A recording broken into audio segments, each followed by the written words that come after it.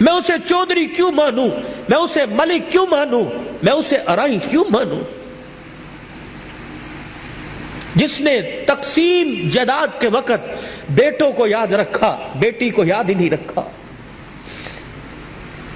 تو لاکھ قبر پہ گلاب کے پھول ڈال، تو لاکھ روزانہ ہر سال 10 محرم کو قبر کی لپائی کر، لیکن اللہ کی قسم بیٹی کو حصہ نہیں دیا۔ گھر کی مفلسی اور گھر کے حالات پتلے دیکھ کر، جب بیٹی کے گھر کا میٹر بجلی کا بل زیادہ آنے پر بجلی کٹے گی، گیس کا کنیکشن کٹے گا، جب ماں سے بچے روٹی مانگیں گے اور ماں دوپٹے میں منہ دے کے روئے گی، تو کیا اللہ تجھے قبر میں سکون کی کروٹیں دے گا؟ نہیں نہیں۔ بیٹیوں کو حصہ دو۔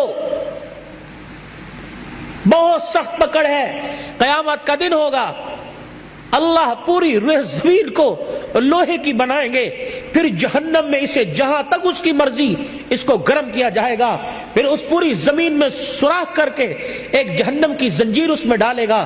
اللہ فرمائیں گے لاؤ، جس نے دنیا میں بیٹی کو حصہ نہیں دیا، یہ زمین کی سلیٹ اس کے گلے کے اندر ڈال دو اور درے مار مار کے پورے میدان محشر کا چکر لگاؤ۔ لوگ پوچھے یہ کون ہے؟ کہ یہ وہ ظالم ہے جس نے تقسیم وراثت جائیداد کے وقت اپنی بیٹیوں کو یاد نہیں رکھا تھا۔ اچھا مجھے ایمانداری سے بتلاؤ، بیٹیوں کو حصہ نہ دینے پر تمہاری کون سی صحت میں اضافہ ہوتا ہے؟ بیٹے کون سا تمہیں سونے کے چمچے سے منہ میں تمہارے خوراک ڈالتے ہیں؟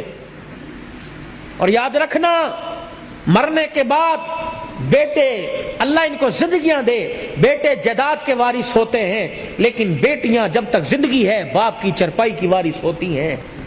نہیں بھولتیاں، کمیٹیاں ڈال ڈال کے باپ کا ختم کروائیں گی، اپنے خامد سے مانگ مانگ کر پیسے جوڑ جوڑ کے جا مسیتے مٹھائی دیا، مولوی صاحب نو کہیں میرے ابو نو سال ہو گیا دعا کر دیں۔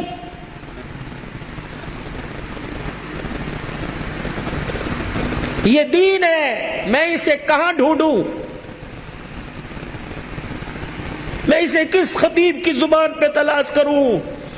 کس مورخ کی تاریخ میں تلاش کروں؟ کون سے فسانے اور کون سے ناول میں اور کون سے سنڈے میگزین اور ایکسپریس اور نوائے وقت اخبار میں تلاش کروں؟